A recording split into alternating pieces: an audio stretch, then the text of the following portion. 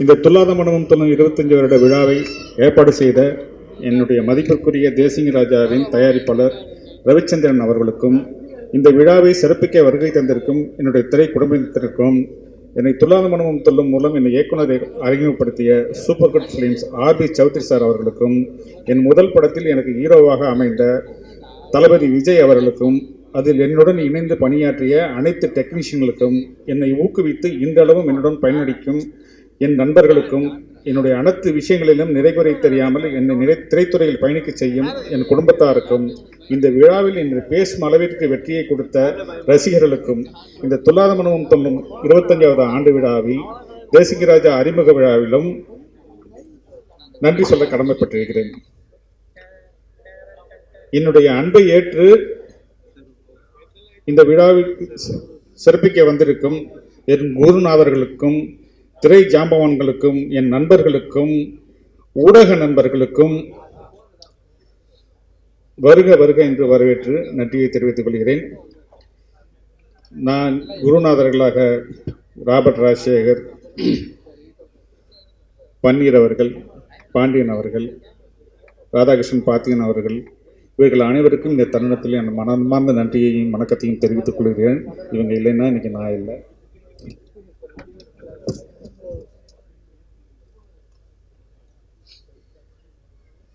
துல்லாத மனமும் தொல்லும் ஃபங்க்ஷன் தேவையா அப்படிங்கிற ஒரு கேள்வியை தயாரிப்பாளர்கிட்ட கேட்டப்ப அவர் சொன்னார், சார் அந்த படம் மாதிரி இந்த படத்தில் ஒர்க் பண்ணணும் நீங்கள், அதுக்காக தான் அந்த 2 ஃபங்க்ஷனையும் சேர்த்து வச்சுருக்கேன் அப்படின்னு சொல்லி சொன்னார்.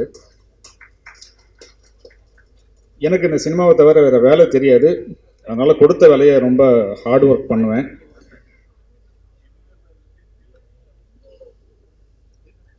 என்னோடய முதல் படத்தில் நான் ஃபஸ்ட் படம் டைரக்டர் மாதிரி வேலை செஞ்சுட்டு இருந்தேன், இப்போ அசிஸ்டன்ட் டைரக்டர் மாதிரி வேலை செஞ்சுட்டு இருக்கேன். தேசிங்க ராஜா பார்ட் 1 அப்படிங்கிறது வந்து அதுவாகவே ஒரு இயல்பாக ஒரு கதை அமைஞ்சுது. பார்ட் 2 அப்படின்னு சொல்லி போகும்போது அந்த பார்ட் 1 ரொம்ப அட்டகாசமாக இருக்குமே, அது மாதிரி வருமா அப்படின்னு சொல்லி எல்லாருமே என்கிட்ட ஒரு கேள்வியாக கேட்டாங்க. அதில் வந்து விமல் வந்து ஜாலியாக பண்ணியிருப்பார் விடிய இந்த அளவுக்கு ஒரு மெச்சூர்டாலாம் பண்ணியிருக்க மாட்டார். பட் இதில் வந்து ரொம்ப எக்ஸ்ட்ரானரியாக விமல் சார் பண்ணிட்டு இருக்கிறாரு. கூட வந்து ஜனா மிக அற்புதமாக பண்ணிட்டு இருக்காங்க. 2-3 ஹீரோயின் இருக்கிறாங்க, அவங்களும் வந்து ரொம்ப சிறப்பாக இதில் பண்ணுறாங்க. இதில் நடிக்கிற அத்தனை பேருக்குமே விமல் சார்லாம் வந்து ஒரு கதாநாயகனாக உருவாக்கிட்டார். ஒரு ஒரு திறமையான ஒரு கேரக்டர் நடித்தாலும் ஜனாவுக்கும் ஒரு அடுத்த படத்தில் ஒரு பெரிய ஹீரோவாக வர்றதுக்காக வாழ்த்துறேன் அவரை. விமல் வந்து இந்த படத்துக்கு அப்புறம் வந்து வேற ஒரு உச்சம் தொடுவார் அப்படிங்கிற நம்பிக்கை எனக்கு இருக்குது. இந்த படத்தில் நல்ல அற்புதமான டெக்னீஷியன்ஸ் எனக்கு கிடச்சிருக்கிறாங்க. எஸ்பெஷலி வந்து கேமராமேன் செல்வா வந்து என்னுடைய துல்லாத மனமும் தொல்லும் படத்தில் ஒர்க் பண்ண கேமராமேன். திரும்பவும் மீண்டும் நாங்கள் 2 பேரும் சேர்ந்ததில் எனக்கு ரொம்ப சந்தோஷமாக இருக்குது. ரைட்டர் முருகன், எடிட்டர், அப்புறம் பாலா, இந்த படத்தோட எக்ஸிக்யூட்டிவ் ப்ரொடியூசர் பாலா, ஹரி, இந்த மாதிரி அத்தனை பேருக்கும் எனக்கு என்னுடைய நன்றியை நான் தெரிவிச்சுக்கிறேன். அதே மாதிரி இந்த படத்தில் வந்து பூவலாம் வருஷத்துக்கு பிறகு வித்யாசாகர் சார் இந்த படத்தில் எனக்கு மியூசிக் டைரக்டர் அமைச்சிருக்கிறாரு. ஒரு அற்புதமான ஒரு இசையமைப்பாளர். பூவலாம் வருஷத்தில் எனக்கு அத்தனை பாட்டும் மிகச்சிறப்பாக பண்ணி கொடுத்தாரு. இந்த படத்துலையும் அவர் வந்து இப்போ எல்லா பாட்டையுமே வந்து சிறப்பாக பண்ணியிருக்காரு. ஸோ ஒரு படத்துக்கு வெற்றிக்கு மிக முக்கியமான காரணம்னு நான் நினைக்கிறது வந்து மியூசிக்கு. அதனால் இந்த படம் வந்து வெற்றிங்கிறது வந்து எனக்கு வந்து ஓரளவுக்கு கன்ஃபார்மாக தெரியுது. ஏன்னா அந்த ஸ்கிரிப்ட் ஒர்க் பண்ணிகிட்டு இருக்கும்போதே எனக்கு தெரிஞ்சுது இந்த படத்தில் வந்து ரொம்ப க்ரௌடு ஜாஸ்தி, மேக்கிங் வந்து ரொம்ப கஷ்டம், இவர் சரியான தயாரிப்பாளர் இருந்தால் தான் போக முடியும். அப்படிங்கிறப்ப வந்து பாலா எக்ஸிக்யூட்டிவ் ப்ரொடியூசர் தான் வந்து ரவி சார் எனக்கு அறிமுகப்படுத்தினார். அவர் இது வரைக்கும் என்கிட்ட என்ன ஏது ஒன்றுமே கேட்குறதில்ல. அப்படி ஒரு தங்கமான ஒரு தயாரிப்பாளர் எனக்கு கிடைக்கிறது வந்து ரொம்ப அபூர்வமான விஷயம். சார் இந்த தமிழ் இண்டஸ்ட்ரியில் ஸ்டாண்ட் பண்ணார்னா இன்னும் என்னை மாதிரி நிறைய இயக்குநர்களை அறிமுகப்படுத்துவார். ஒரு சிறந்த தயாரிப்பாளராக வரதுக்கான அத்தனை விஷயங்களும் இருக்குது. அவர் பையனை அவர் அறிமுகப்படுத்தினாலும் எங்கேயுமே அவர் பையனை முன்னிறுத்தி நான் பார்த்ததே கிடையாது. ஜனா என் பையனை சொல்லாதீங்க சார், அவர் ஒரு நடிகராக தான் வரணும், நீங்கள் பார்த்துங்க, உங்கள் பொறுப்பில் நான் விட்டுட்டேன் அப்படிம்பாரு. இங்கே வந்திருக்கங்க யாருக்கும் கூட அவர் தயாரிப்பாளரோட பையன் நான் சொன்னால் அவர் என்னை திட்டுவார், சொல்லாதீங்க சார், எந்த இடத்துலையும் அந்த விஷயத்த சொல்லாதீங்க அப்படிம்பாரு. Sorry sir. எங்கள் படத்தை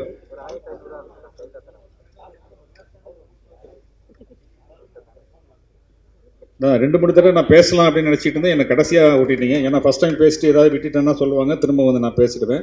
பட் இந்த படம் வந்து அமளி துமளியாக வந்துக்கிட்டு இருக்குது. எல்லோரும் பார்க்கும்போது இது என்ன மீன் மார்க்கெட்டா, என்ன இவ்வளோ க்ரௌடு நிற்கிது அப்படின்னு சொல்லி நிறைய பேர் ஷாக்காகி கேட்டாங்க. அங்கே வந்து எங்கள் படம் தான் ஷூட்டிங் போயிட்டுருக்கோம்.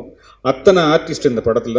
நான் வந்து ரீசன்ட் டேஸில் இவ்வளோ க்ரௌடு, இவ்வளோ ஆர்டிஸ்ட் வச்சு நான் பண்ணதில்லை.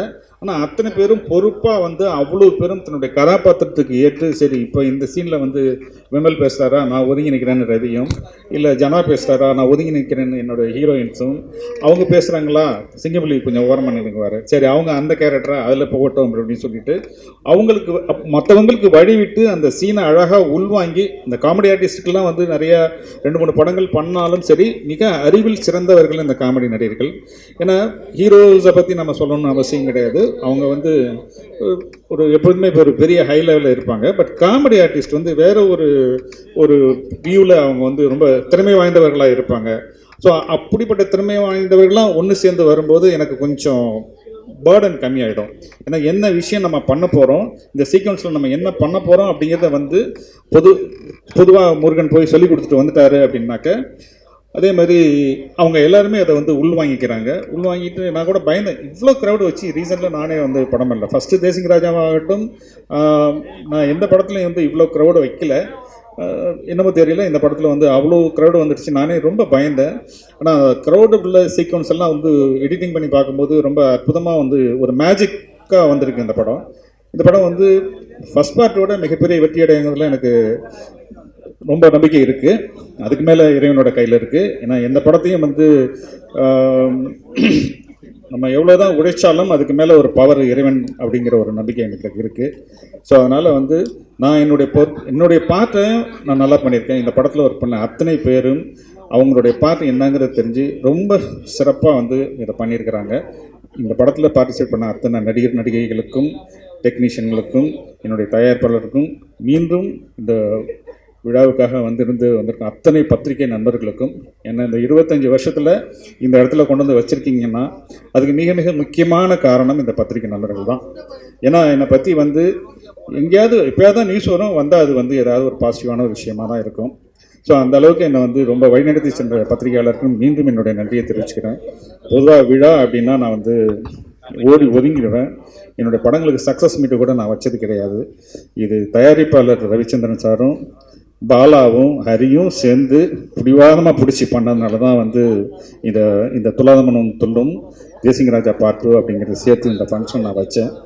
வந்திருந்த அத்தனை பேரும் என்னோட குருநாதர் பாத்திமா சார்லேருந்து, பாக்யராஜ் சார்லேருந்து, KS ரவிக்குமார் சார்லேருந்து, SCC சார்லேருந்து அத்தனை பேருக்கும் நான் நன்றி கடன் பட்டிருக்கேன்.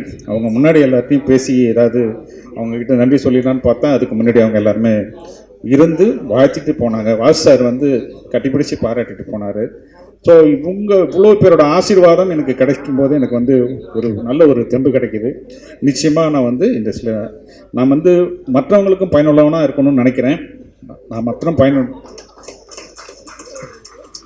ஒரு படம் பண்ணுறோம், நிறைய பேருக்கு அதில் வாய்ப்பு கிடைக்குது. இந்த நட வந்து ஒர்க் ஷாப்னு ஒன்று வச்சுருந்தேன்.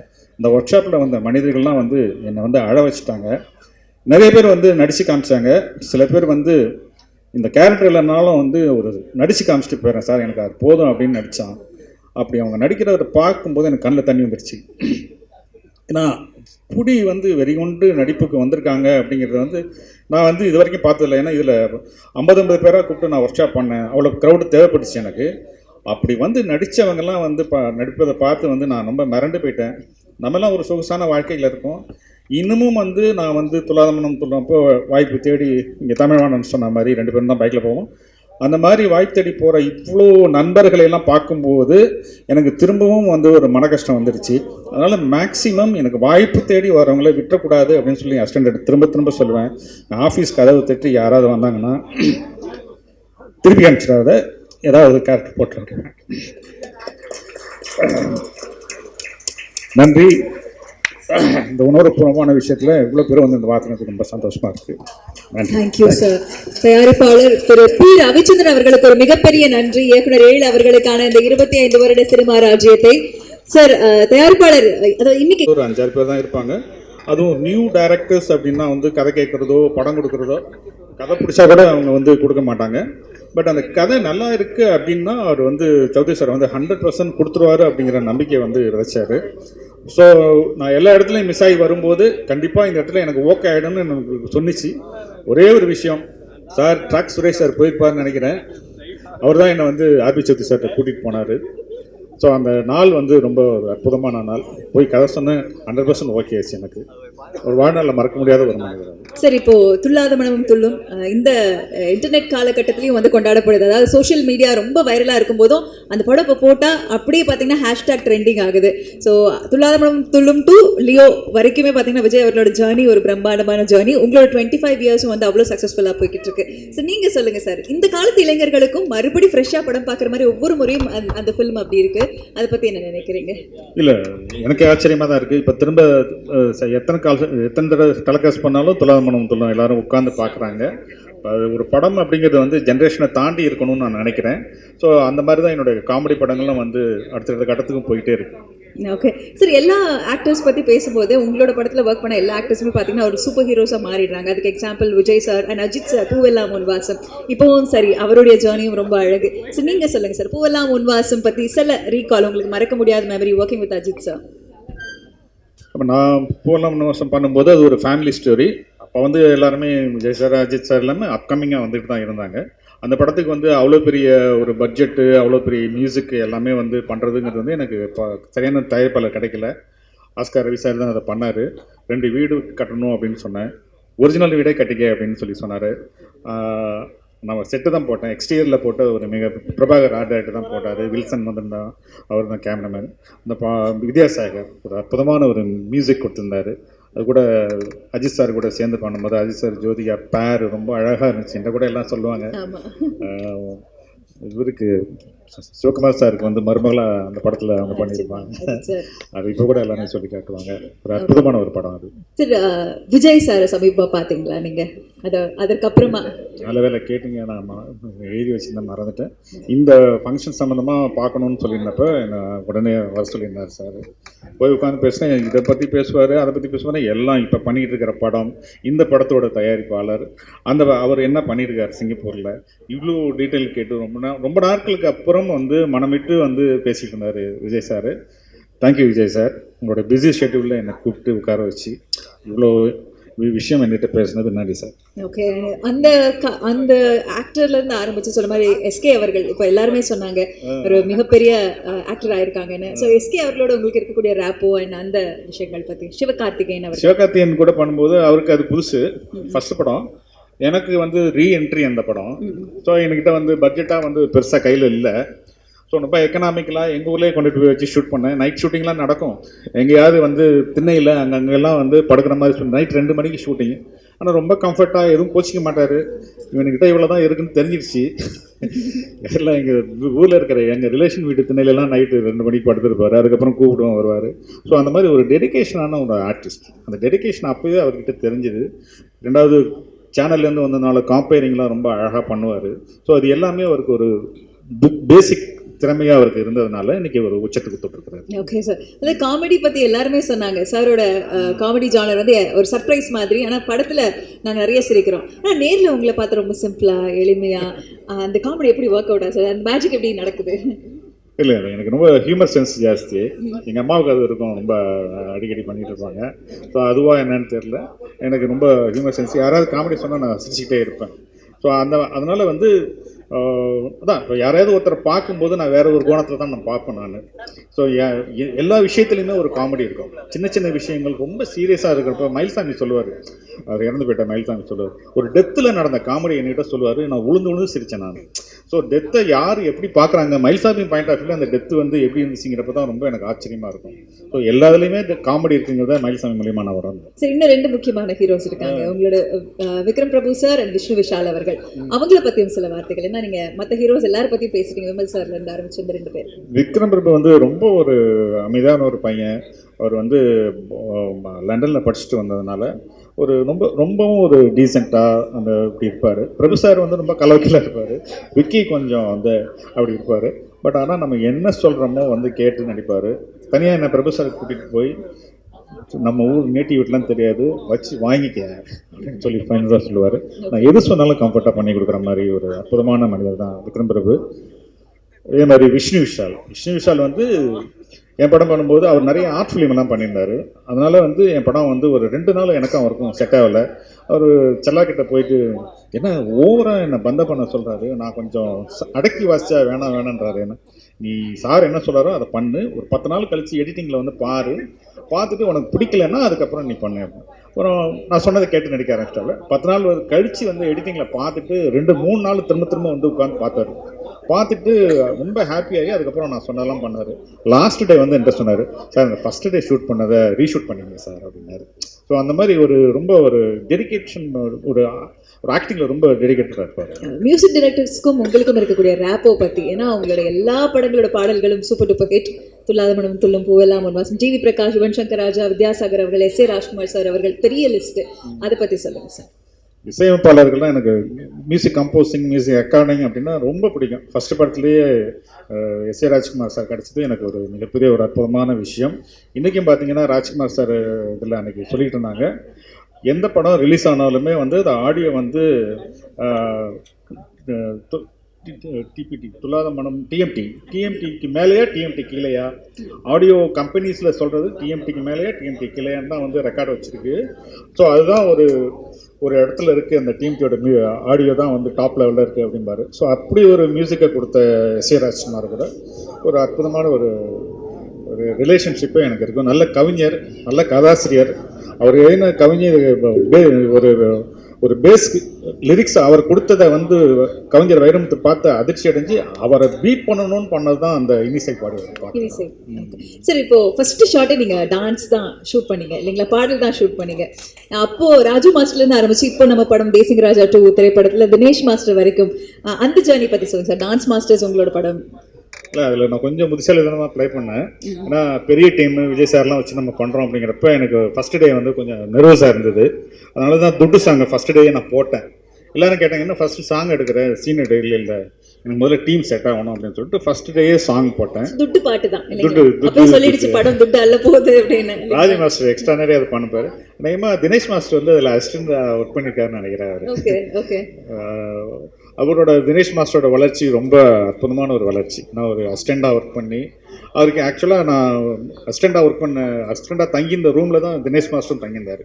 அங்கே ஒரு வீட்டில் தான் அவரும் தங்கியிருந்தார். அவர் சின்ன பையன்லேருந்து எனக்கு தினேஷ் எனக்கு தெரியும். ஓகே சார், மிக முக்கியமான ஒரு நாயகன் சரவணன் இருக்க பயமேன் அப்படின்ற மாதிரி சொல்ல அடுத்த நிமிஷமே வந்து எழில் சார் இருக்க பயமேன் அப்படின்னு உங்களை நம்பி எப்பவுமே வசூல் அப்படின்னா உங்கள் பேரை சொல்லக்கூடிய நம்ம எல்லாருக்கும் ரொம்ப பிடித்த உதயநிதி ஸ்டாலின் அவர்கள் உங்களோட திரைப்படம் குறித்தும் அவரோட டிராவல் பண்ணதை பற்றியும் சொல்லுங்கள் சார். ரொம்ப ஹியூமர் சென்ஸ் நீங்கள் இப்போ என்ன சொன்னீங்கல்ல, அதை விட ஜாஸ்தியாக இருக்க ஒரு மனிதர் அப்படின்னா உதய் சார் தான். ரொம்ப ஒரு சிம்பிளான ரொம்ப இப்படி ஒரு டவுன் டு எர்த் எளிமையான ஒரு மனிதரை நம்ம பார்க்கக்கூடாது. நான் வந்து படம் பண்ணும்போது சொல்லலை, இப்போ ரீசெண்டாக அவரோட மாமன்னன் படத்தோட இதை தான் போயிட்டு படம் வர்றதுக்கு முன்னாடி ஒரு 1/2 hour நான் அந்த டைரக்டர்லாம் உட்காந்து பேசிகிட்டு இருந்தோம். நான் அன்றைக்கி படம் பண்ணும்போது எப்படி இருந்தாரோ அதே மனநிலை, அதே சிரிப்பு, அதே கமெண்ட்டு, அதே வாடுறது நம்மளை. ஸோ கொஞ்சம் கூட ஒரு சேஞ்சஸே இல்லை. அவரை வச்சு ஒரு காமெடி பண்ணுறது ரொம்ப ஈஸி. ஏன்னா நம்மள ஹியூமர் சென்ஸ் அவ்வளோ இருக்க ஒரு உங்களோட பயங்கரமான ஃபேன் அவர் சொன்னதை நாங்கள் கேள்விப்பட்டோம். உங்களை பார்க்கும்போது உங்களோட ஹியூமர் அண்ட் உங்களோட ஃபிலிம்ஸ்க்கு ரொம்பவும் வந்து இந்த ஹியூமரை ரசிப்பார். என்னை பற்றி நிறைய இடத்துல அந்த படம் வந்து யாரும் சொல்ல மாட்டாங்க, பொதுவாக ஒரு படத்தில் எவ்வளோ லாபம் வந்தது அப்படிங்கிறது. 7 கோடி ரூபாய் எனக்கு அந்த படத்தில் லாபம் வந்ததுன்னு சார் தான் முதல்ல சொன்னார். நன்றி சார். ஓகே சார், தேசிங் ராஜா 2 நம்ம அந்த விழாவுக்காக தான் இருக்கோம். தயாரிப்பாளர் திரு பி ரவிச்சந்திரன் அவர்கள் 25 ஒரு சூப்பராக இங்கே நடந்துட்டு இருக்கும்போது இந்த படத்தில் என்ன ஆடியன்ஸ் எக்ஸ்பெக்ட் பண்ணலாம்? வழக்கமாக என் படத்தில் காமெடியை எதிர்பார்த்து தான் எல்லாருமே வருவாங்க. அதுவும் விமல்ஜி கூட நான் சேரும்போது கொஞ்சம் அதிகமாகவே எதிர்பார்ப்பாங்க. ஏன்னா ஹியூமர் சென்ஸ் ரொம்ப நல்லா பண்ணக்கூடிய ஒரு கேரக்டர் தான் விமல்ஜி. ஸோ அதனால் வந்து இந்த படம் அவங்க எக்ஸ்பெக்ட் பண்ணுறதை விட ஜாஸ்தியாக இருக்கும்னு நான் நினைக்கிறேன். ஏன்னா ஒரு அற்புதமான டீம் எனக்கு செட் ஆகிருக்கேன். ஓகே சார், அதாவது படம் சம்மரில் வருது, இன்னும் ஆடியோ லான்ச் அடுத்தது காத்துட்ருக்கு, நிறைய விஷயங்கள் பார்க்க இருக்கும். அதுக்கப்புறம் எல்லா ஈவெண்ட்ஸ் போல சக்ஸஸ் மீட்லையும் நிச்சயமாக சந்திப்போம் அப்படிங்கிற அந்த ஒரு நம்பிக்கையோட தேங்க்யூ ஸோ மச் சார் உங்களோட டைமுக்காக. And once again congratulations. இந்த ஜேர்னி அப்படியே போய்கிட்டே இருக்கணும் அழகாக.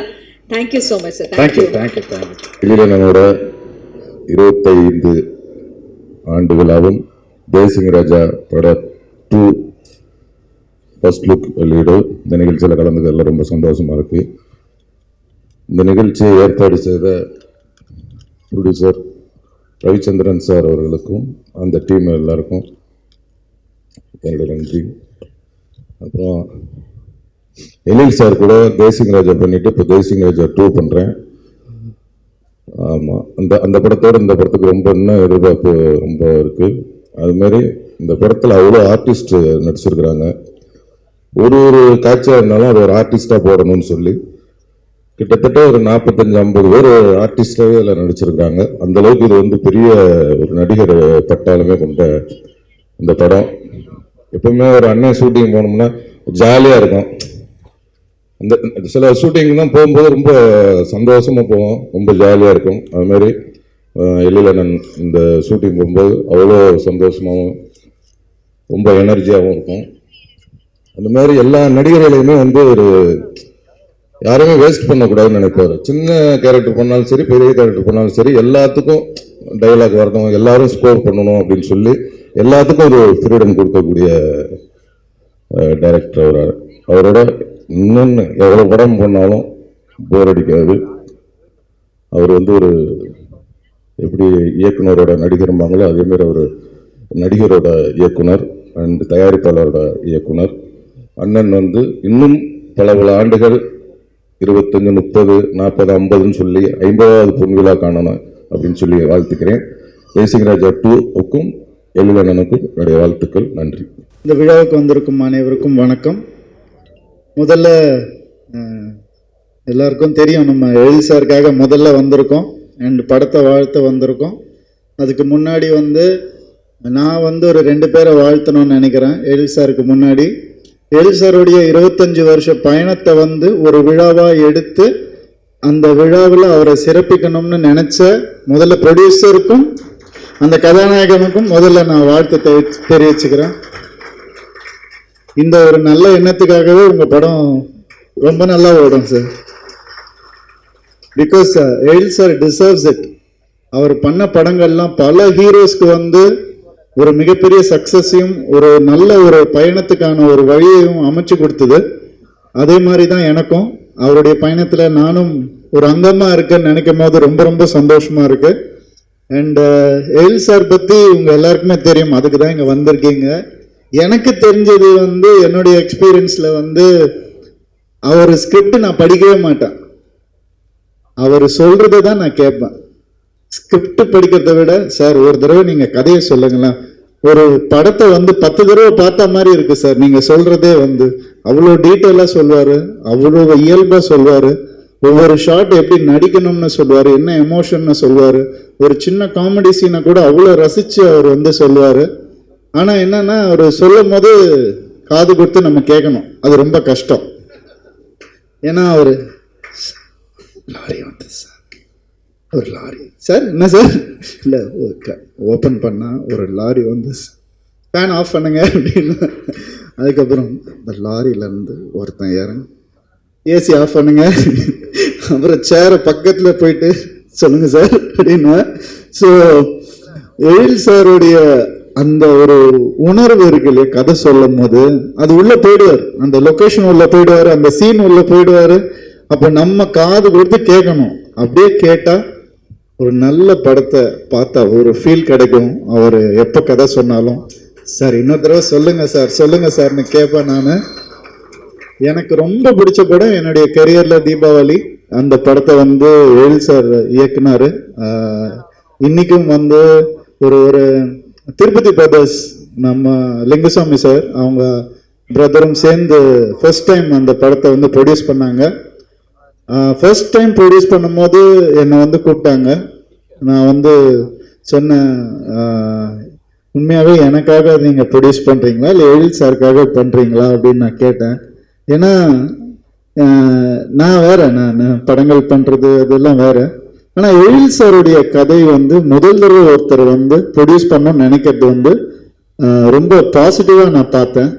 அப்போ தான் நான் கதையை கேட்டேன், இந்த கதையை கேளுங்க அப்படின்னாங்க. கேட்டேன், ரொம்ப பிடிச்சிருந்துச்சு எனக்கு. அண்ட் இந்த மாதிரி எழில் சார் நீங்கள் நல்ல படங்கள் அடுத்தடுத்து பண்ணணும் சார், ஃபாஸ்ட்டாக பண்ணணும் சார், நிறைய படங்கள் வரணும் சார், நாங்கள் எல்லாம் அதை பார்த்து ரசிக்கணும்னு ஆசைப்படுறேன் நான். அண்டு பார்த்திபன் சார் சொன்னார் இந்த எஸ்னா வந்து ஸ்பெஷல் எழில் அப்படின்னாங்க. நான் என்ன சொல்கிறேன்னா நோ சொல்லாத எழில் அவர், எல்லாத்துக்கும் எஸ் தான் அவர். சார் இந்த ஷார்ட் இப்படி பண்ணிக்கலாமா சார், சார் இந்த ஆக்ஷன் இப்படி பண்ணிக்கலாம், எஸ் எஸ் அப்படின்னு சொல்லுவார். அந்த பாசிட்டிவான ஒரு எனர்ஜி வந்து ரொம்ப ரேர். அது பார்க்கறது எல்லாமே நல்லா வரணும்னு நினச்சி அந்த ப்ரொடக்ஷனை வந்து காப்பாற்றணும்னு நினைக்கக்கூடிய சில டைரக்டர்ஸில் அவர் ரொம்ப ஒரு முக்கியமான ஒருத்தர். அதனால்தான் இந்த அளவுக்கு அவருக்கு பெரிய வெற்றிகள் கிடைச்சிருக்கு. அண்ட் 25 சும்மா இன்னும் நிறைய போனோம். அவர் நாங்களும் கூட இருக்கோம். கண்டிப்பாக நிறைய நல்ல படங்கள் பண்ணணும். 50 ஆகணும், 75 ஆகணும், 100 ஆகணும், 100 வயசு நல்லா இருக்கணும். அவர் வாழ்த்தி விடைபெறுகிறேன். நன்றி. அனைவருக்கும் வணக்கம்.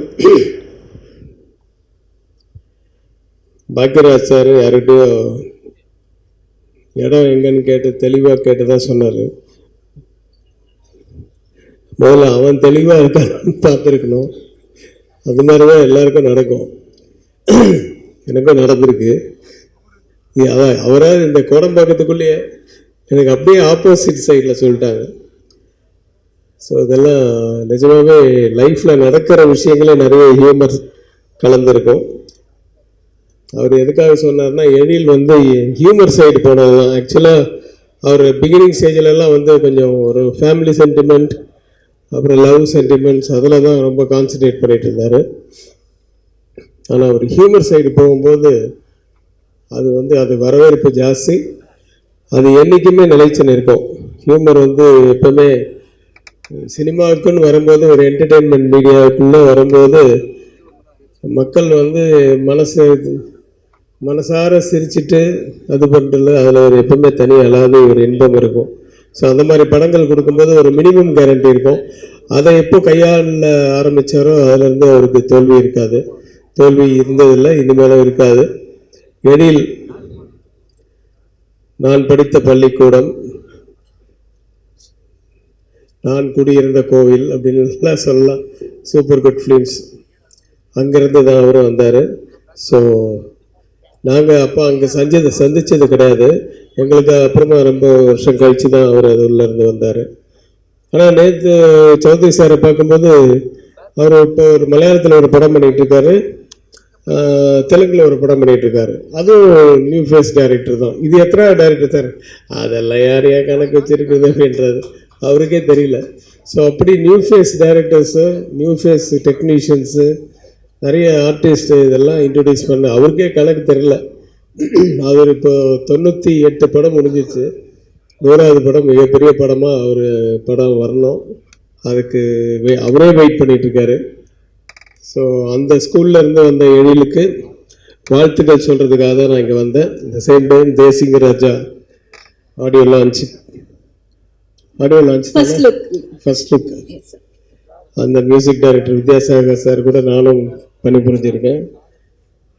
ஞானசன் அந்த படமும் எழிலும் நல்ல மிகப்பெரிய வெற்றி அடையிடும். எழில் வந்து 25 வருஷம் அப்படிங்கிறது வந்து நமக்கு என்ன சொன்ன மாதிரி படைப்பாளிகளுக்கு வந்து வயசு கிடையாது. அவர் என்றும் 25 வயசாக இருக்கட்டும். 25 வயசா மைண்டில் இருந்தால் தான் கதைகளும் வரும், ஹியூமரும் வரும், காட்சிகளும் வரும். அப்படி இயக்கக்கூடிய ஒரு திறமைசாலியான ஒரு இயக்குனர். எனக்கு வாழ்த்த வயது இருக்குது, அதனால் வாழ்க பல்லாண்டு எழில். இன்னும் நிறைய படங்கள் பண்ணணும். ஏன்னா 50 படம் பண்ணும்போது இன்னும் கொஞ்சம் கம்மியாயிடும். அதை பற்றியெல்லாம் கவலைப்பட வேண்டாம். நேற்று கூட லால் சலாம் ஆடியோ லஞ்சுக்கு போயிருந்தேன்.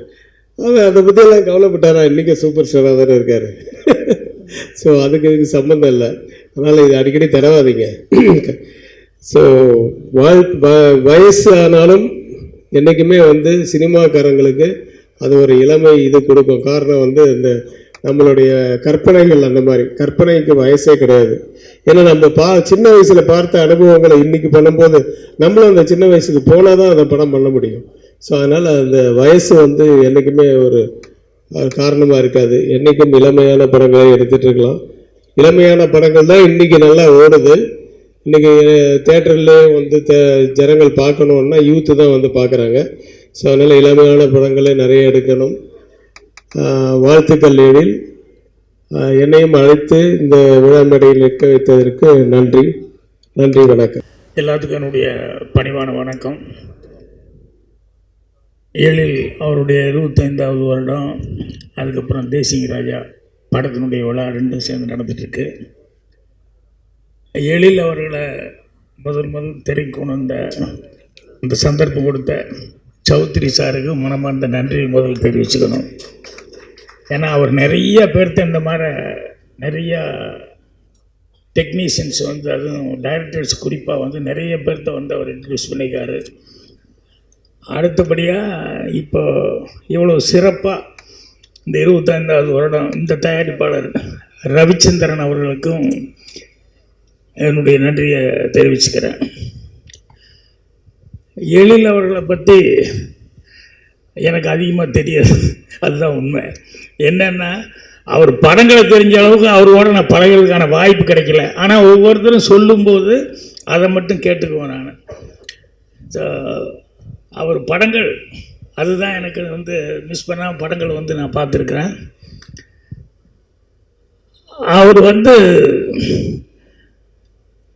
படங்களில் வந்து மெயினாக வந்து அந்த ஹியூமர், அந்த டச்சு மிஸ் பண்ணாமல் ஒவ்வொரு படத்துலையும் அது இருக்கிற மாதிரி பார்த்துக்குவார்.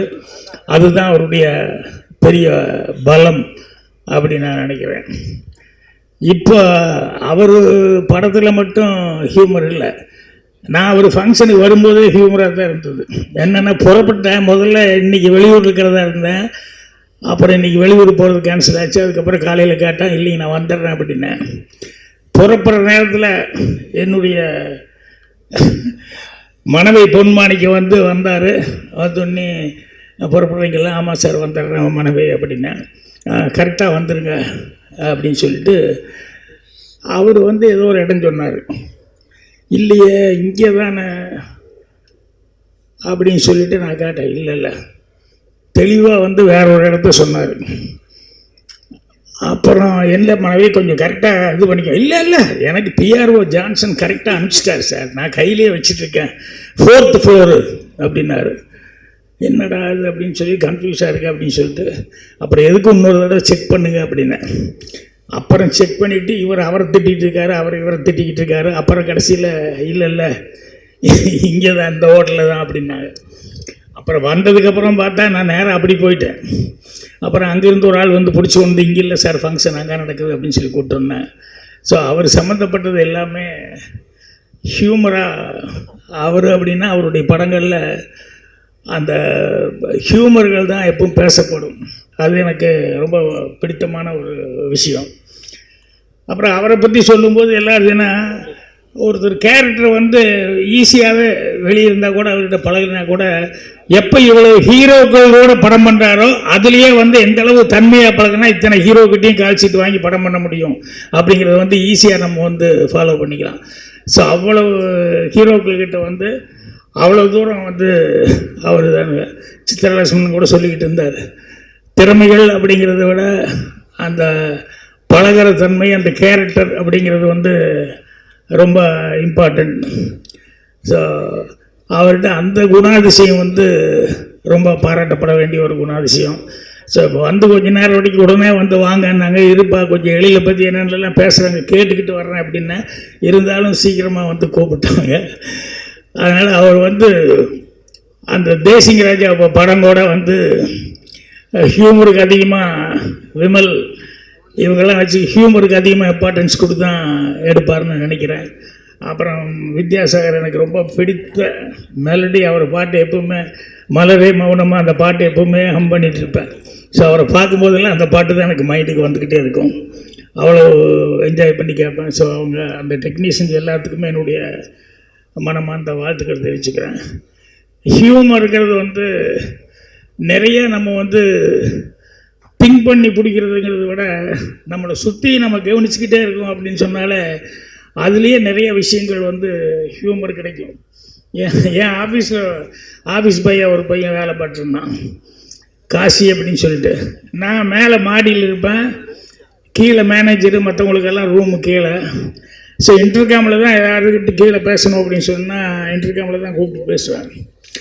அப்போ ஒரு தடவை மேனேஜர் ரூமுக்கு கீழே அவங்களுக்கு வந்து இன்டர்காமுக்கு ஃபோன் அடித்தேன். இந்த காசிங்கிற பையன் வந்து ஆஃபீஸ் பாய், எல்லாத்துக்கும் காஃபி டீ வாங்கி கொடுக்குறது மட்டும்தான் ஒரு வேலை, வேறுங்க கடைக்கு போயிட்டு வேணால் போயிட்டு வருவோம்.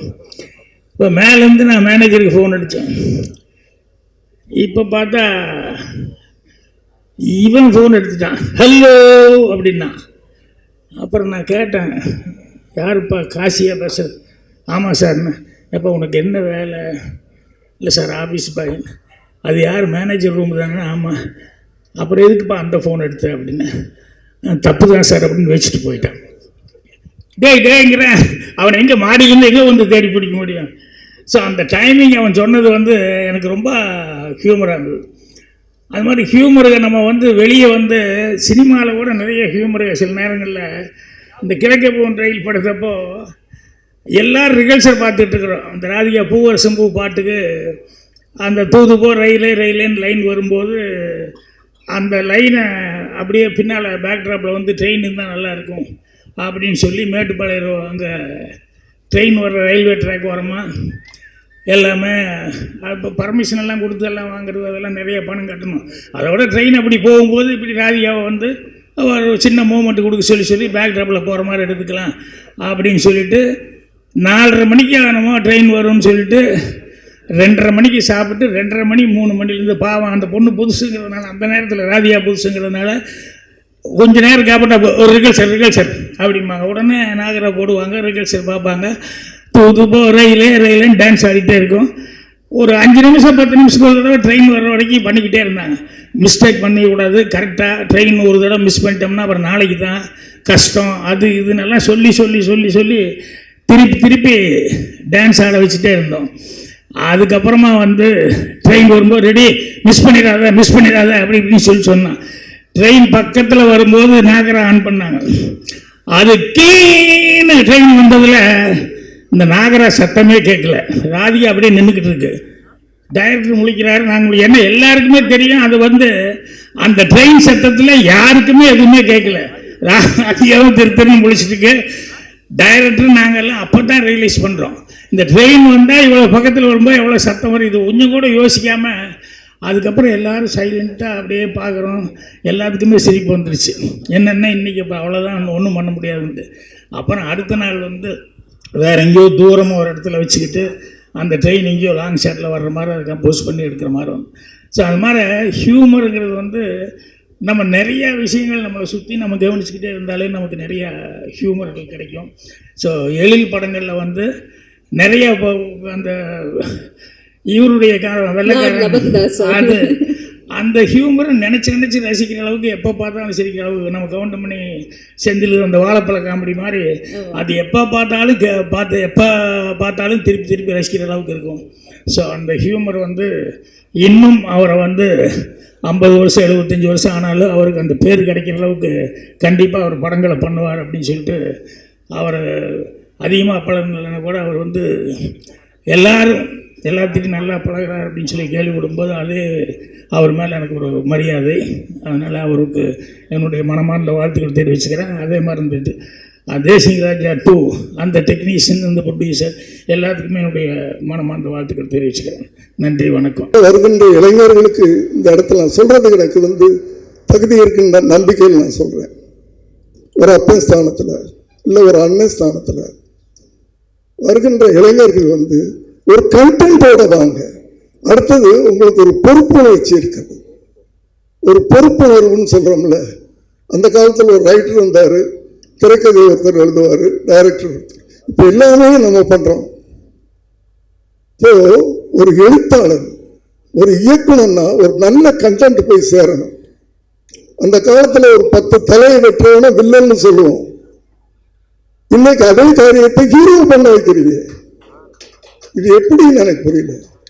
இதை நம்ம கொண்டாடுறோம், இது எப்படி சினிமான்னு ஏற்றுக்கிறோம்? நம்ம என்ன மெசேஜ் இளைஞர்களுக்கு சொல்ற? நீ கத்தி எடுத்துட்டு 10 பேரை வெட்டுனா ஏன்னா இன்னைக்கு இளைஞர்கள்லாம் எப்படின்னா ஹீரோ எந்த மாதிரி சட்டை போட்டுக்கிறாரோ அந்த மாதிரி சட்டை வாங்கிக்கிறாங்க, எந்த மாதிரி ஹேர் ஸ்டைல் வச்சுக்கிறாரோ அந்த மாதிரி ஹேர் ஸ்டைல் வச்சுக்கிறாங்க, ஹீரோ ஃபாலோ பண்ணுறாங்க. அதனால் தயவுசெய்து உங்கள் காலை தொட்டு கும்பிட்டு கேட்டுக்கிறாங்க, நல்ல விஷயங்களை படங்களில் சொல்லுங்க, ஏதாவது நல்ல மெசேஜ் இருக்கட்டும். 2.5 மணி நேரம் படம் பண்ணுறோம், 3 மணி நேரம் போகலாம் பண்ணுறீங்க, 3 நிமிஷம் நல்ல விஷயத்த சொல்லுங்க தயவு பண்ணி ப்ளீஸ். இது வேற எந்த எண்ணத்திலையும் சொல்லலை. ஏன்னா இவரை பற்றி சொல்லும்போது நான் ஒரே ஒரு கேள்வி கேட்டிருக்கேன், அவருக்கு ஞாபகம் இருக்குன்னு நினைக்கிறேன். என்ன கேள்வின்னா, அந்த கேள்விக்கு படத்தில் பதில் சொன்னார், துள்ளாத மனம் துள்ளும்னா. அந்த பக்குவம் தான் வெள்ளி விழா கொண்டாடுற அந்த படம். அப்ப என்ன விஜய் பெரிய சூப்பர் ஸ்டாரா இல்லையே, அந்த கதை அவர் தூக்குச்சு. இன்னும் சொல்ல போனா அந்த படத்துக்கு பிறகுதான் கேரளாவில் விஜய்க்கு ஃபேன்ஸ் அதிகமானாங்க. நான் உண்மைகளை ஒத்துக்கிறது எந்த இடத்துல நான் தயங்க மாட்டேன். அப்படி ஒவ்வொரு இயக்குநர்களாக நல்ல திரைக்கதை, அந்த திரைக்கதை அந்த படத்துல யார் நடித்திருந்தாலும் அது செல்வதற்கு இருக்கும்.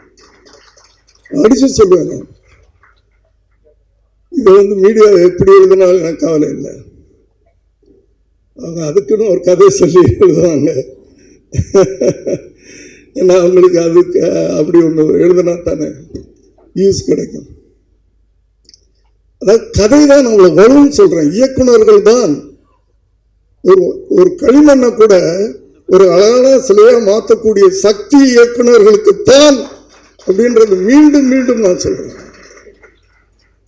அந்த இயக்குநர்களையும் நான் திரும்ப கேட்டுக்கிறேன், அதுக்காகத்தான் கேட்டுக்கிறேன். உங்க கையில இருக்குது, உங்க கையில ஒவ்வொரு ஹீரோவும் கிடைக்கும் போது உருவாக்குற கடமை உங்ககிட்ட இருக்குது. அதே நேரத்தில் சமுதாயத்தின் மீது ஒரு பொறுப்புணர்ச்சி இருக்குது. அந்த பொறுப்புணர்ச்சி ஒரு ஹீரோ என்னென்ன பண்ணலாம் படத்துல.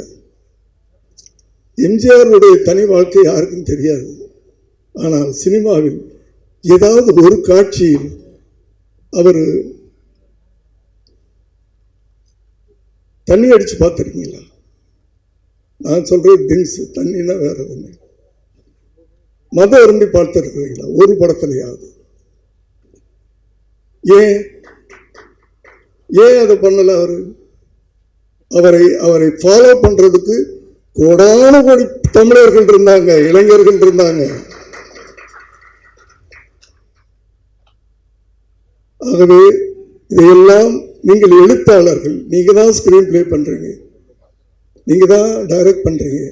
தயவு செய்து இளைஞர்களை உருவாக்குகின்ற ஒரு சமூகத்தின் மீது அக்கறை உள்ள, மக்களின் மீது அன்பு கொள்ளக்கூடிய ஒரு இளைஞர்களை உருவாக்கணும்னா நீங்க இந்த ஹீரோக்களை அப்படி உருவாக்கணும்.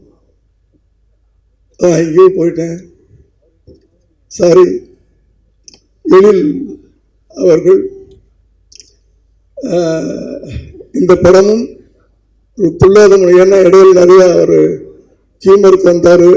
ஹியூமர் தான் அப்படின்றது எனக்கு அது ஹியூமராக இருக்கட்டும், சென்டிமெண்ட்டாக இருக்கட்டும், அது ஆக்ஷனாக இருக்கட்டும், எதுவாக இருந்தாலும் ஒழுங்கான ஸ்கிரீன் பிளே பண்ணால் அந்த படம் ஜெயிக்கும்.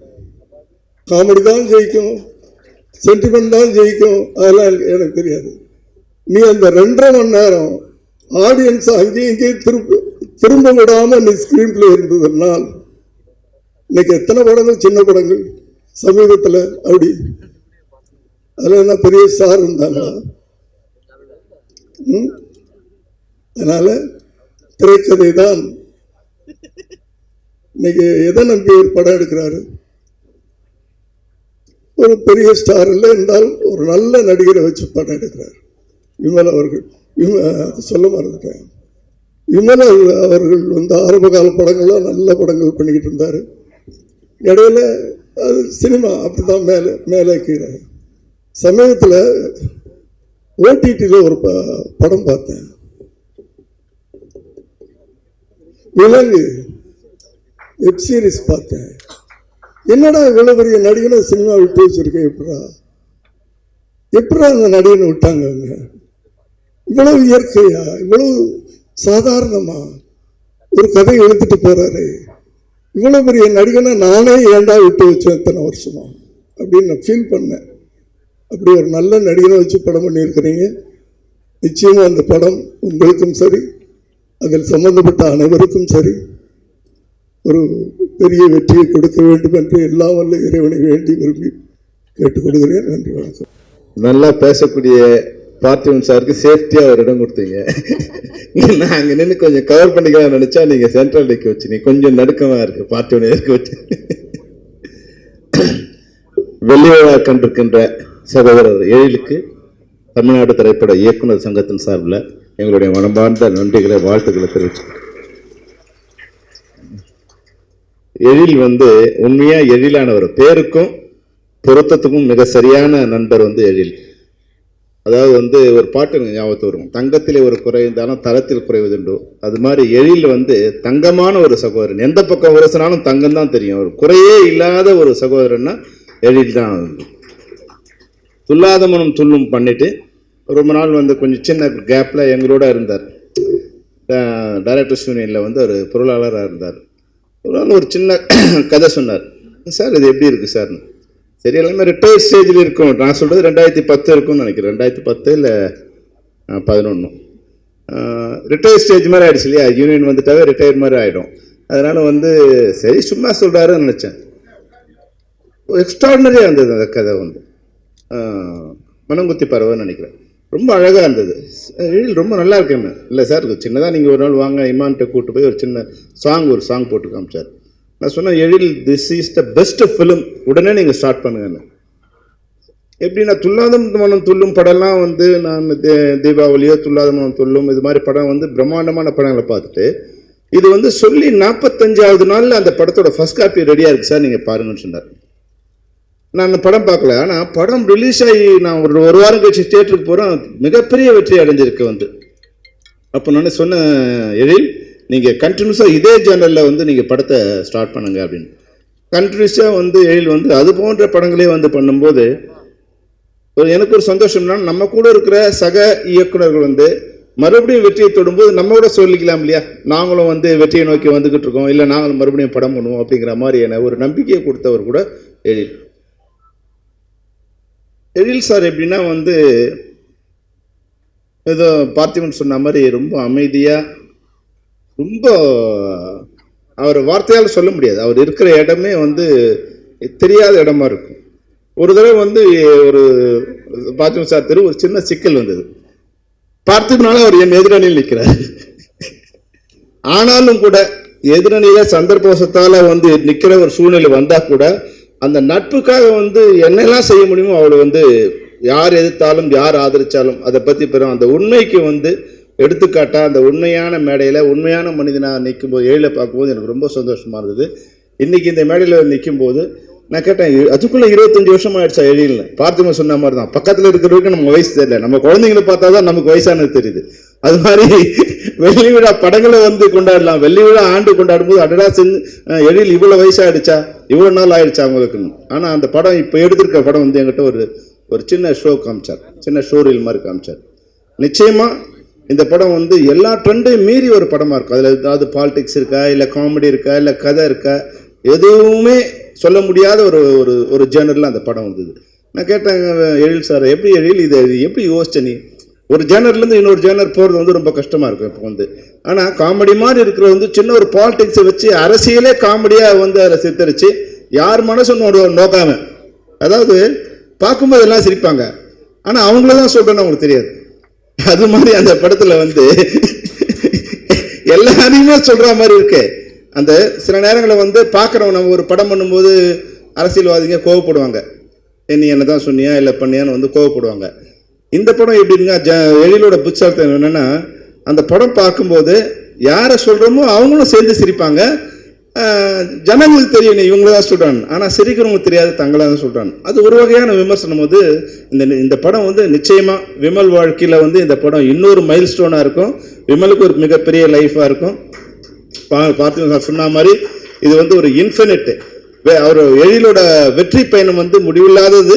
அந்த முடிவில்லாத வெற்றி பயணத்தில் பங்கு கொள்கின்ற இன்ஃபினிட்டோட தயாரிப்பாளருக்கும் அதனுடைய சக நண்பர்களுக்கும் தோழர்களுக்கும் டெக்னீஷியன்ஸுக்கும் எல்லாருக்கும் என்னுடைய வாழ்த்துக்களை தனிப்பட்ட முறையிலும் தமிழ்நாடு திரைப்பட இயக்கும் சங்கத்தினுடைய தலைவர் என்ற முறையிலும் தென்னிந்திய திரைப்பட தொழிலாளர் சம்மேளனத்தின் சார்பிலும் என்னுடைய வாழ்த்துக்களை தெரிவித்துக் கொள்கிறேன். வாழ்க எழில், வாழ்க எழில், வாழ்க எழில். அனைவருக்கும் வணக்கம். எழில் 25 வந்துக்கிட்டே இருக்கு. இதை பார்க்கும்போதெல்லாம் எனக்கு தேசிங் ராஜா 25வது வாரம் அப்படின்ற ஒரு போஸ்டர் எனக்கு கண்ணுக்குள்ளே வருது. அந்த வெற்றிக்கு என்னுடைய வாழ்த்துக்கள். எல்லோரும் சொன்ன மாதிரி எழில் நல்லா பழகுவதற்கு இனிமையானவர். எனக்கு ரொம்ப வருஷமாக தெரியும். கிட்டத்தட்ட என் வீட்டு பக்கத்தில் தான் இருக்கார் அவர். ஒரு 20-25 வருஷங்களுக்கு மேலே துள்ளாத மனம் துள்ளும் படம் பார்த்துட்டு நான் ப்ரொஜெக்ஷன் பார்த்துட்டு வரும்போது எழில் இல்லை, எடிட்டர் தான் இருந்தார். எடிட்டர் கூப்பிட்டு சொன்னேன், அந்த படம் விஜய் கேரியர்லேயே மிகப்பெரிய ஹிட் ஆகும் அப்படின்னு சொன்னேன். நானே வர வச்சு ஒரு படம் பண்ணியிருக்கேன், இருந்தாலும் சொன்னேன் இந்த படம் மிகப்பெரிய ஹிட் ஆகும் அப்படின்னு சொன்னேன். சொன்ன உடனே அடுத்த நாள் எழில் என் வீட்டுக்கே வந்துட்டார். ஒரு சாக்லேட் பாக்ஸ் வாங்கிட்டு என் பையன் குழந்தையாக இருந்தான், சின்ன பையனாக இருந்தான். ஒரு சாக்லேட் பாக்ஸ் கொடுத்துட்டு ரொம்ப தேங்க்ஸ் சார், இந்த படம் உங்களுக்கு பிடிச்சிருக்கா சார் அப்படின்னு கேட்டார். நான் சொன்னேன் எழில் மறந்துருக்க மாட்டார்னு நினைக்கிறேன், இந்த படம் நிச்சயமாக மிகப்பெரிய வெற்றி படமாக அமையும் அப்படின்னு சொன்னேன். ஸோ அதை சௌத்ரி சார்ட்டையும் சொன்னேன், சார் சூப்பர் குட் கேரியர்லேயே அந்த படம் பாருங்கள், நாட்டாமை அளவுக்கு பெரிய ஹிட் ஆகும் சார் அப்படின்னு சொன்னேன். சொன்ன மாதிரியே அந்த படம் பெரிய ஹிட் ஆச்சு. அதுக்கப்புறம் எழில் ஏகப்பட்ட ஹிட்டு கொடுத்தாரு. அதில் என்ன பெரிய பியூட்டினா, காலத்துக்கு ஏற்ப தன்னை மாற்றிக்கிட்டு தன்னை அடாப்ட் பண்ணிக்கிட்டு இந்த காலத்துலேயும் அவர் நிறைய ஹிட்டு கொடுத்துட்ருக்காரு. வேலைன்னு வந்துட்டா வெள்ளைக்காரன், இந்த சரவணம் இருக்க பயமீன், இந்த மாதிரி பல படங்கள் பண்ணி இந்த காலத்துலேயும் பெரிய ஹிட் பண்ணிகிட்டு இருக்காரு. இன்னும் ஹிட் பண்ணிக்கிட்டே இருக்கார் தொடர்ந்து. எல்லோரும் சொன்ன மாதிரி எழில் 50 பார்க்கணும், 50 வரும்போது நம்மெல்லாம் இருப்போமோ என்னமோ தெரியல. ஆனாலும் எழில் 50 வரணும். 50 வரும்போது எழில் 50 வரும்போது இன்னும் பல வெற்றி படங்கள், இப்போ 14 படம் தான் பண்ணியிருக்காருன்னா அப்போ ஒரு 50 படம் பண்ணியிருக்கணும். இனிமேல் ஃபாஸ்ட்டாக பண்ணுவார்னு நான் நினைக்கிறேன். வாழ்த்துக்கள், நன்றி. எல்லோருக்கும் வணக்கம்.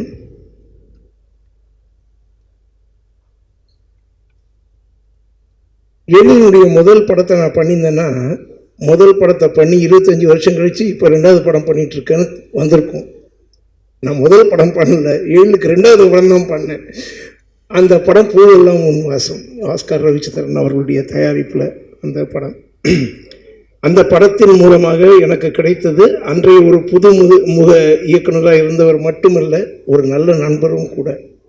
ஸோ படங்கள் பண்ணலன்றது இல்லாமல் இத்தனை ஆண்டு கழித்து, அதாவது 25 வருஷம் அவருடைய கேரியரில் முடிச்சுட்டு இப்போ தேசிங் ராஜா 2க்கு நான் மறுபடியும் இசையமைக்கிறேன் அப்படிங்கிறத நான் ரொம்ப சந்தோஷப்படுறேன். மீண்டும் அதாவது பூவெல்லாம் உன் வாசம் பாடல்கள் எல்லாருக்கும் தெரிந்த ஒரு விஷயம். அதை எவ்வளோ தூரம் மக்கள் ரசித்திருக்கிறார்கள், கொண்டாடி இருக்கிறார்கள் என்பது எனக்கு தெரியும்.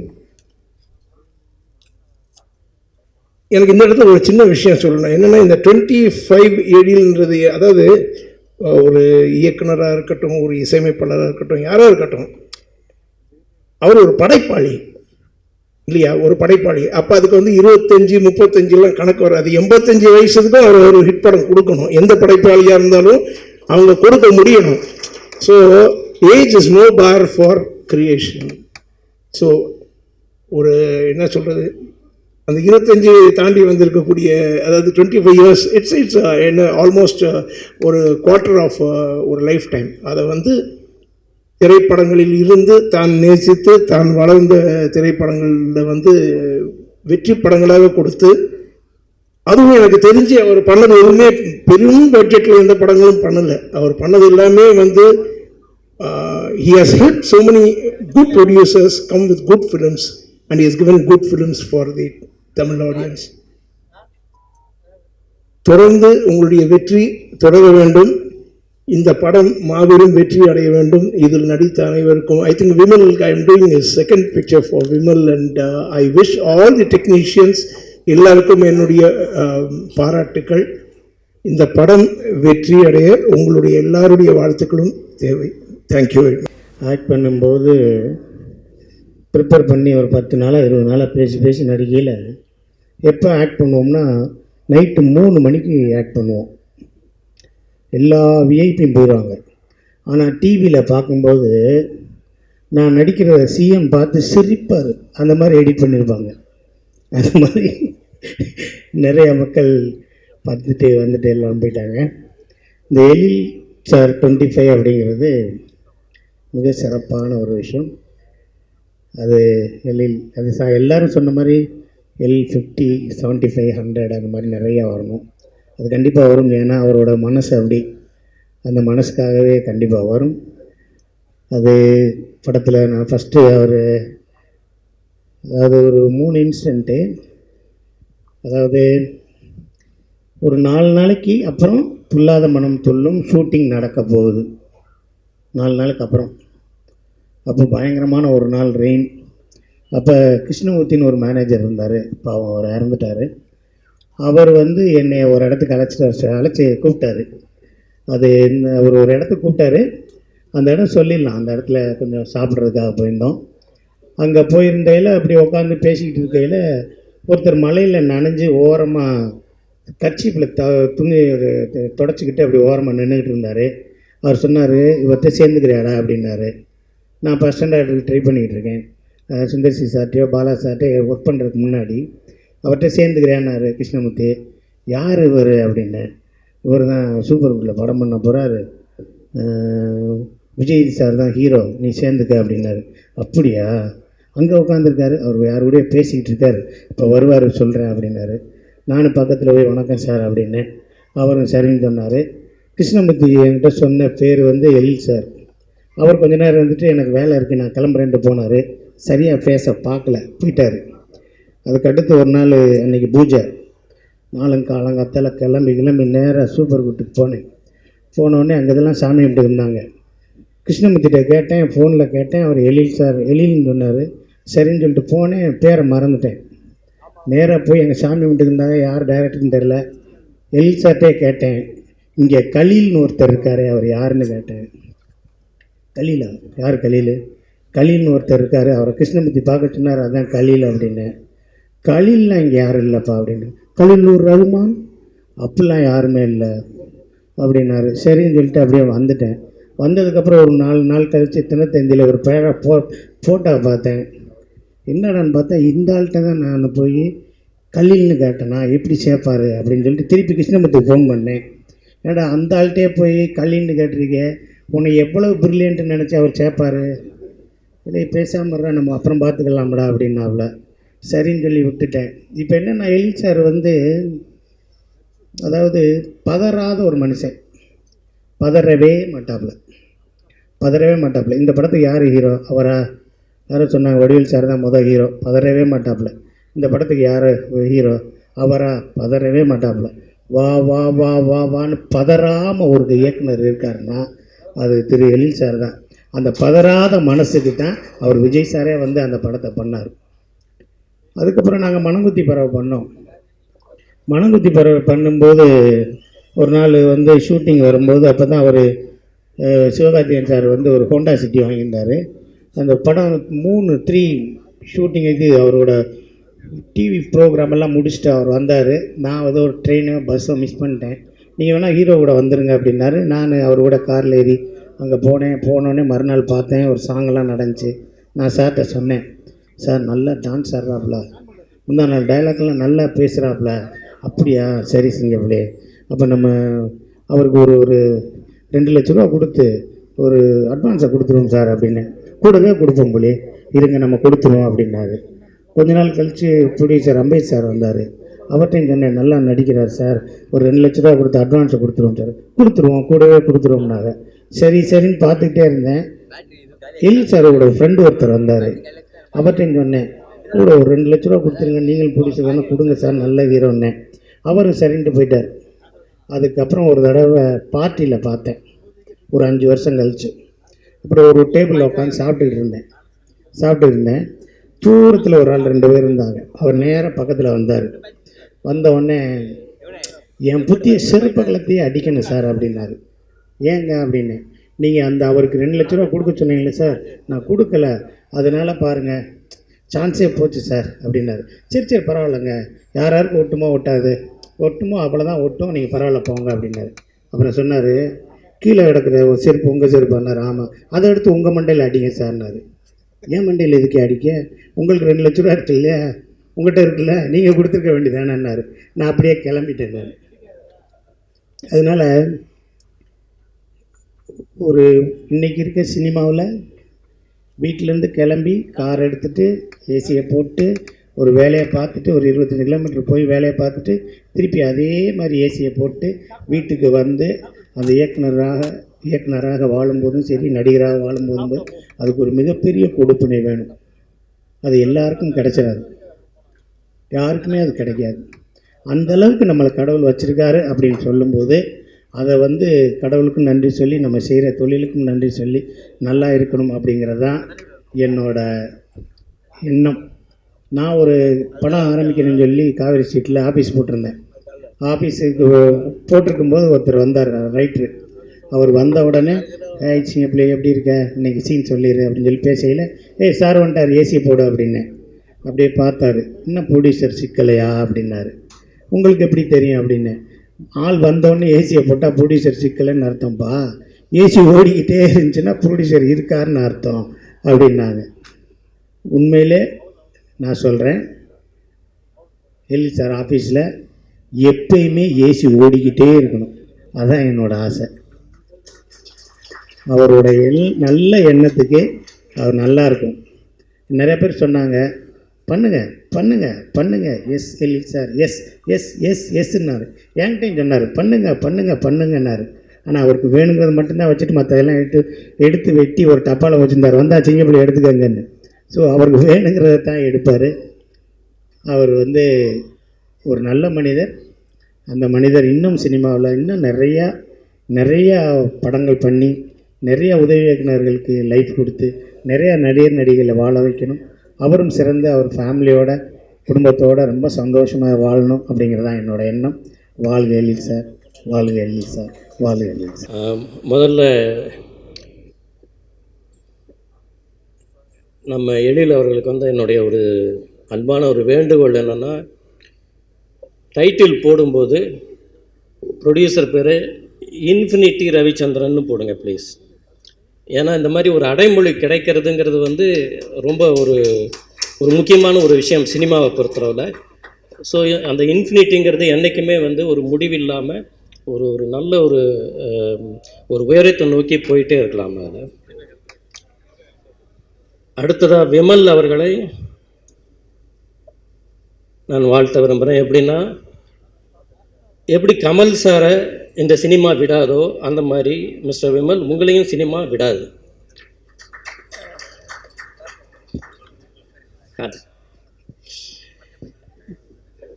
ஒரு எழில் 1300 வெள்ளிக்கிழமையை தாண்டி இன்றைக்கி நம்ம முன்னாடி நிற்கிறாரு.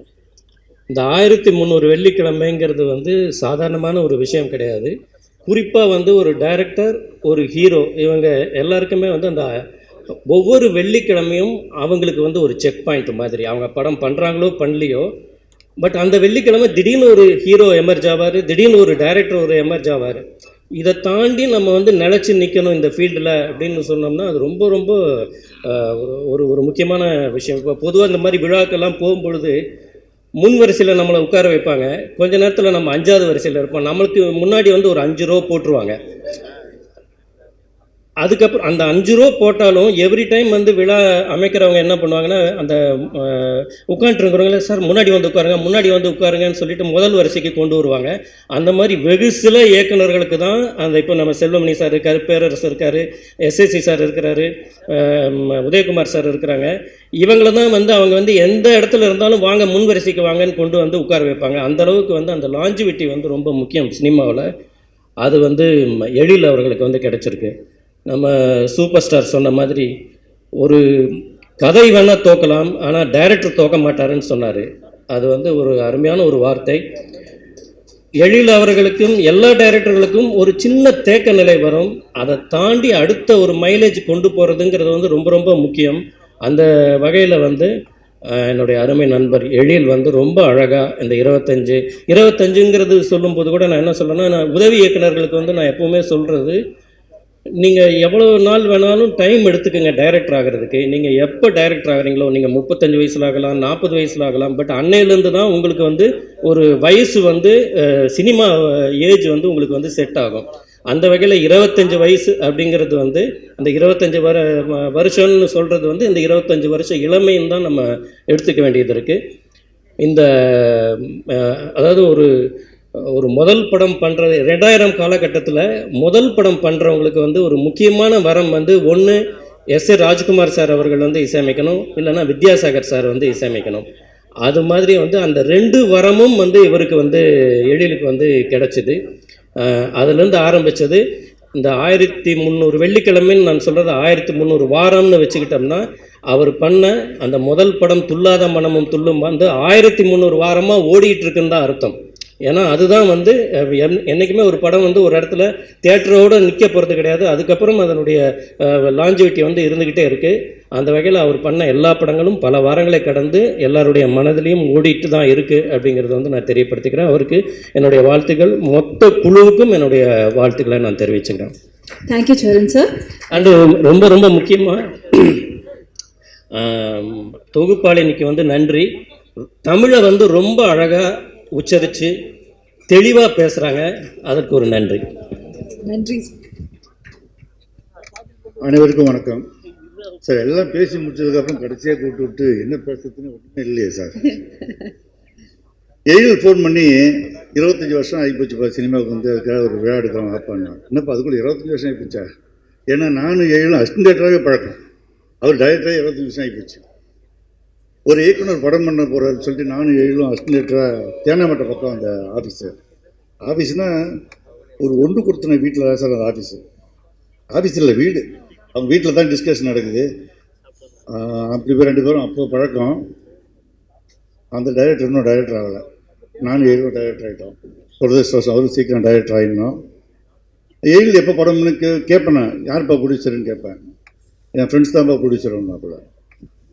ஏன்னா எந்த ப்ரொடியூசர் படம் பண்ணாலும் அவர் ஃப்ரெண்ட் ஆகிடுவாங்க. ஏன்னா ப்ரொடியூசருக்கும் டைரக்டருக்கும் எப்பயுமே படம் பண்ணி முடிக்கிறதுக்குள்ள ஒரு ரிஃப்ட் வந்துடும்.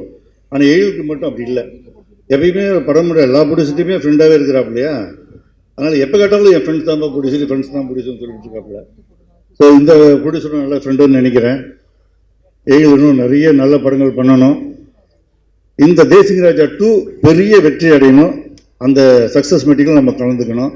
அப்பயாவது முதல்ல சீக்கிரம் கூப்பிடுங்க, வேறு ஏதாவது கண்டென்ட்டோட பேசிட்டு போயிடலாம். ஏன்னா எல்லாம் பேசி முடிச்சதுக்கப்புறம் பேசுறதுக்கு ஒன்றும் இல்லை. ரொம்ப நன்றி. வாழ்த்துக்கள். Pujita, you have done a lot of Telugu films already. I think Tamil, this is your first film, illingla? Welcome to Kollywood industry. Thank you so much. And all the best to you. Ninga solunga, working with Elir sir and Vivel avargal and the film. எல்லாருக்கும் வணக்கம். என் பேரு Poojitha பொன்னாடா. Firstly, very big congratulations to our beloved Edil sir for his remarkable 25 years in the industry. இன்னைக்கு எனக்கு ரொம்ப சந்தோஷமாக இருக்குது, because இது என்னோட first Tamil film and everybody is so welcoming, so heartful. இந்த ப்ராஜெக்ட் எனக்கு என் மேனேஜர் சொன்னபோது first I was very excited. அப்போது தேசிங் ராஜா 2 தெரியாது, ஒரு காமெடி படம் சொன்னார்.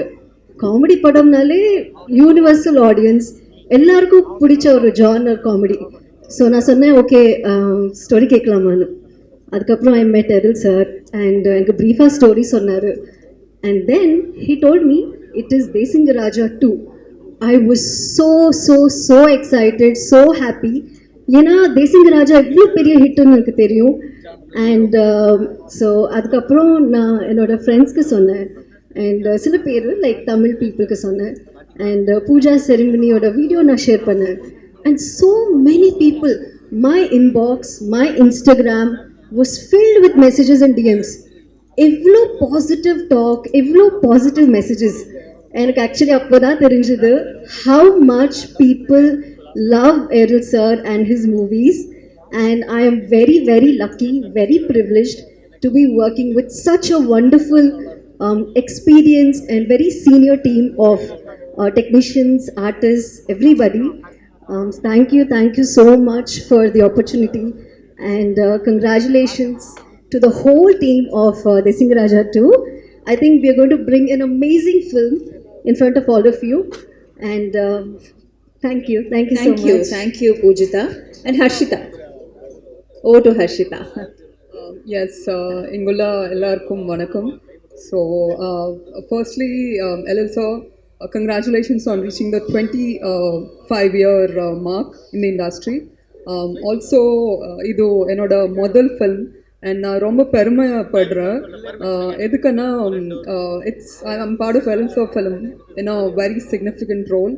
and I have heard a lot of Sir's work and also his very attitude towards actors and everything. So our எப்பவும் he's never like this Periya director.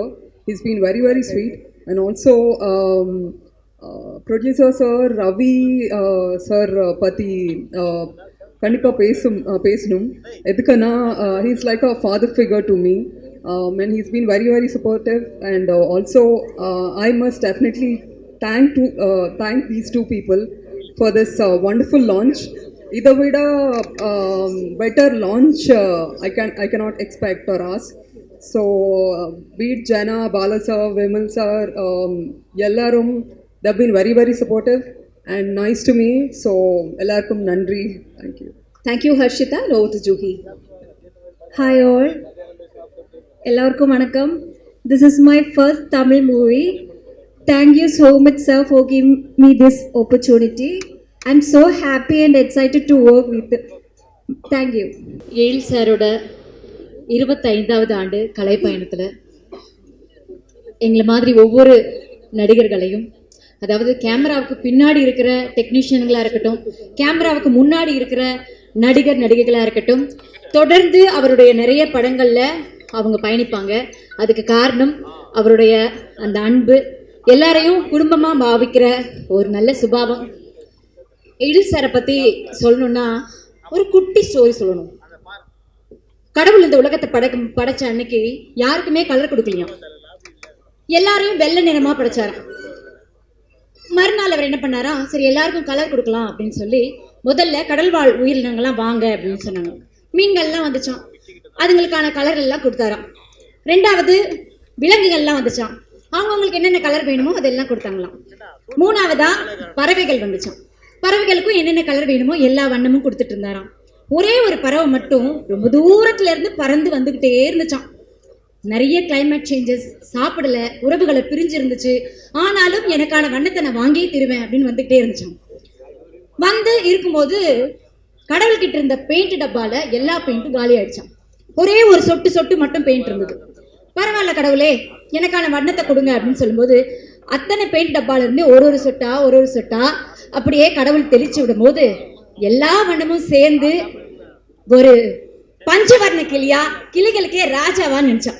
அந்த மாதிரிதான் எங்க எழில் சாரும் 25 ஆண்டு சினிமா வாழ்க்கை பயணத்துல எத்தனையோ ஏற்றத்தாழ்வுகள், தோல்விகள், வெற்றிகள், எத்தனையோ ஜானர் ஆஃப் ஸ்டோரிஸ் மாறி இருந்தாலும், ஆடியன்ஸ் பார்க்குறவங்களோட ஆடியன்ஸோட மனநிலை மாறி இருந்தாலும் எல்லாரும் ரசிக்கிற வகையில இப்ப வரைக்கும் சினிமா துறையில நிலைச்சி இருக்காருன்னா அதுக்கு அவருடைய திறமையும் விடாமுயற்சியும் பொறுமை குணம் தான் காரணம். அவங்களோட எங்களை மாதிரியான ஆட்களும் பயணப்படுறதுல ரொம்ப ரொம்ப சந்தோஷப்படுறோம். நன்றி சார், உங்கள் கலை பயணம் தொடரணும். மேன்மேலும் என்னுடைய மனமார்ந்த வாழ்த்துக்கள். வருகை தந்துள்ள அனைத்து பத்திரிகை நண்பர்கள், ஊடக நண்பர்கள், இணையதள நண்பர்கள் அனைவருக்கும் வணக்கம். மேடையில் பேசி கைத்தட்டல் வாங்குற அளவுக்கு பெரிய பேச்சாளர் இல்லை, தயவு செஞ்சு ஒரு தடவை கைத்தட்டிருங்க. இந்த கைத்தட்டல்கள் அனைத்தும் எழில் சாருக்கு தான் போய் சேரும். ஏன் அப்படின்னாக்க 1999 நான் சிங்கப்பூரில் வேலை பார்த்துட்டு இருந்தேன். அப்போ வேலை பார்த்துட்டு இருக்கும்போது தான் துள்ளாத மனம் துள்ளும் படம் வந்து அங்கே சினிமா தேட்டரில் போய் படம் பார்த்துட்டு இருந்தேன். அதில் வந்து 20 கோடி நிலவுகள் கூடி பெண்மையானதோ அந்த பாட்டில் விஜய் சார் வந்து கூல் அப்படின்னு சொல்லி ஒரு செயின் ஒன்று போட்டிருப்பாரு. அது சார் எழில் சார் அந்த கூல் செயின். ஸோ அப்போ இருந்து அப்போ அந்த ஒரு மாதம் நான் சம்பளம் வாங்கின பிறகு நான் போய் செயின் ஒன்று வாங்கி கூல் அப்படின்னு சொல்லி போட்டேன். ஸோ அப்போது நான் வந்து சினிமா நடிகர்லாம் இல்லை, அதுக்கப்புறம் தான் நான் சினிமா நடிகர் ஆனது. அப்போ நான் இங்கே வந்ததுக்கப்புறம் அந்த சுரேஷ் கூட கூலை சேர்த்து கூல் சுரேஷ் அப்படின்னு சொல்லி ஆகிட்டேன். ஸோ இந்த கூல் சுரேஷ் ஆனதுக்கு முக்கியமான காரணம் எழில் சார் அவர்கள். அதனால் என்னுடைய வளர்ச்சியில் மிக முக்கியமான பங்கு எழில் சாருக்கு கண்டிப்பாக உண்டு. இதை வந்து நான் இந்த நேரத்தில் பதிவு பண்ணணும் அப்படின்னு சொல்லி ஒரு ஆசையில் தான் நான் இங்கே வந்தேன். நான் இந்த படத்தில் நடிக்க வேண்டியது எனக்கு ஒரு பெரிய கேரக்டர். இப்போ கூட டேரக்டர் என்னை திட்டினாங்க, பெரிய கேரக்டர் விட்டுட்டு போயிட்டியாப்பா அப்படின்னு. எனக்கு ஒரு பெரிய கேரக்டர் இந்த தேசிங் ராஜா 2 படத்தில் வச்சுருந்தாங்க. நான் பிக் பாஸுக்கு போயிட்டேன், அதனால் அந்த கேரக்டர் நடிக்க முடியல. சார் அடுத்த படத்தில் கண்டிப்பாக சேர்ந்து நடிப்போம் சார். வாய்ப்பளித்த உங்கள் அனைவருக்கும் நன்றி. தேங்க்யூ.